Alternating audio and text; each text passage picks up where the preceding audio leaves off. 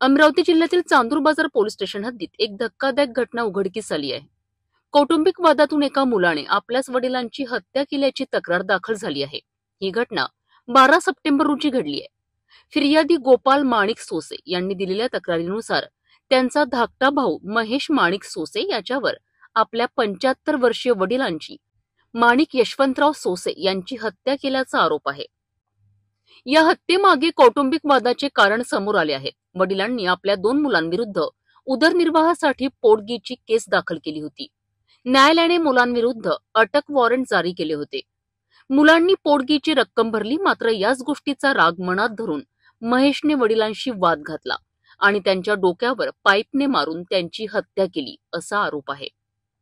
या घटनेमुळे परिसरात खळबळ उडाली आहे। चांदूर बाजार पोलिसांनी महेश माणिक सोसे विरुद्ध खुनाचा गुन्हा दाखल केला असून पुढील तपास सुरू आहे। पोलिसांनी घटनेनंतर शांतता राखण्याचे आवाहन केले आहे।